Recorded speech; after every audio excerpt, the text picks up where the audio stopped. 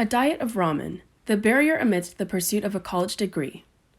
Education is the most powerful weapon which you can use to change the world. Nelson Mandela. Picture this. You have finally gained your long-awaited independence after yearning for freedom from household rules and chores, but there's one catch. You no longer have your parents' support. Balancing learning and trying to maximize the opportunities in front of you while trying to pay unruly tuition often results in a lack of basic needs for many students in college, a reality many students face. Poverty among college students is often overlooked. However, one must understand and address the negative implications food insecurity possesses on one's future and pursuit of a degree. The stereotype of surviving on a diet consisting of junk food, ramen, and minimal dining hall swipes plagues college students around the country. Yet nearly 40% of college students have experienced food insecurity, meaning that students were unsure where their next meal was coming from, while in college compared to the national average of about 10% of households. The levels of food insecurity vary among students in college: chronic food insecurity and episodic. Tatter details that chronic food insecurity means this instability of a food source is more of an everyday reality, while episodic food insecurity occurs over various periods of time, such as breaks when universities' dining halls no longer serve students. Many think that food insecurity only affects low-income, first-generation college students. However, the difficulties of college, primarily food insecurity, do not discriminate on the regards of socioeconomic status. Students who are low-income, first-generation, a part of the LGBTQ+ community, or of color are more likely to be at the risk of food insecurity. Several programs have been introduced to alleviate food insecurity among college students nationwide. The primary resource available to students has been food pantries both on and off campus, which are often student-run. On some campuses, swipe drives and meal donations have been introduced, but the benefits only extend so far. Many of these efforts occur on a local level and vary from campus to campus. Some suggest that accessibility to students can be increased by keeping dining halls open over breaks, providing more aid and scholarships that would cover meal plans, and allowing students to share their swipes. SNAP, the Supplemental Nutrition Assistance Program, is one of the most crucial federal programs that combats hunger throughout the country. SNAP is easily accessible to people who are eligible. For example, 84% of eligible individuals participated in SNAP in Alabama in 2017. Some may wonder why more college students do not participate in this benefit. Most college students are excluded from this policy and can only participate when they meet the regular eligibility requirements for SNAP and an exemption, which are often difficult to meet. The so-called easiest exemption would be working 20 paid hours a week, while during the time they are enrolled as a half or full-time student.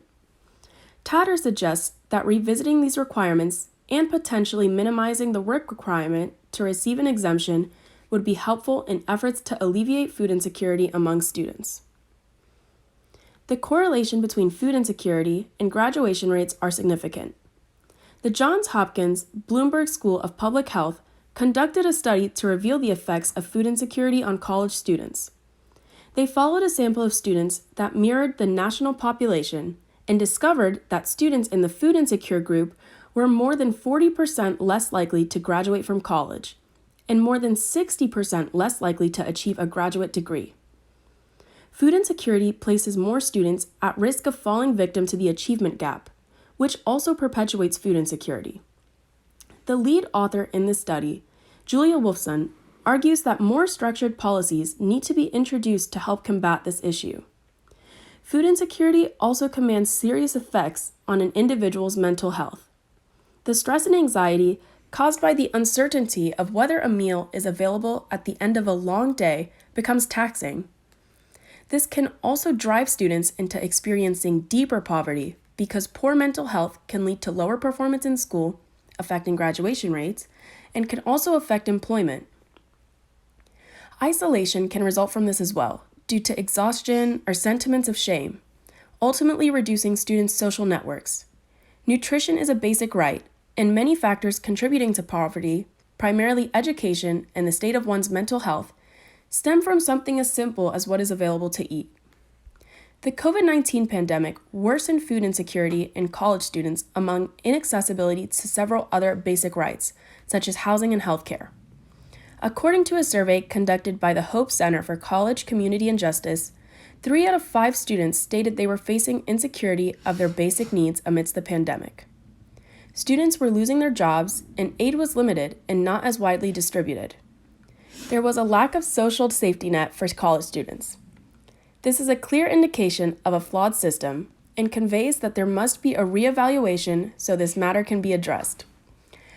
A higher education in this country is a primary pathway toward improving one's economic situation. So the experience of food insecurity during college can be really detrimental if it affects one's educational trajectory into the future. Education provides students from all backgrounds with the hope of upward mobility, the hope of the American dream. For first-generation, low-income students, in pursuit of achieving something great, perseverance and grit is required. Getting into college is difficult enough with the varying circumstances people who have experienced poverty face, so support systems must be in place to foster students' aspirations. Providing a seat at the table entails this, rather than just opening the door for it to be shut again. The achievement gap is rooted from early childhood and deepens inequalities. Reardon discusses the achievement gap in earlier education and portrays how the rich invest into their students' schools, leading to greater accessibility to resources, better performance in school, and higher rates of admission into college. These factors should not persist. Students deserve to have the fair equality of opportunity, and as long as food insecurity exists, this will not be possible. Many make the argument that allocating funds into more pressing issues rather than students who are better off than most of the population globally would be more beneficial. However, college students are a vulnerable audience. They are preyed upon by student loans, are susceptible to unruly debt, poor mental health, drug abuse, and bad nutrition. Having a steady food source for these students is the baseline towards minimizing their lack of basic needs. Furthermore, investing into efforts towards alleviating food insecurity among college students would provide a greater return in the future. Students would likely have higher graduation rates and could ultimately be more efficient citizens in their contributions back to society. Education helps equalize and minimize inequalities and disadvantages within society. It is not the sole cure to alleviate poverty entirely, but pursuing higher education and possessing a degree opens many doors. Once an individual obtains that degree, no one can strip it from them. Food insecurity among college students compromises this reassurance and the potential livelihood of young adults around the country. It shatters the hope of breaking the generational cycle of poverty for one's family. Ignoring the issue of food insecurity in an audience that is overlooked by several policies and is oftentimes treated as less than compromises the dignity of these individuals. We must continue in our efforts of ensuring students have a steady food source so that they can be equipped with the most powerful weapon, education.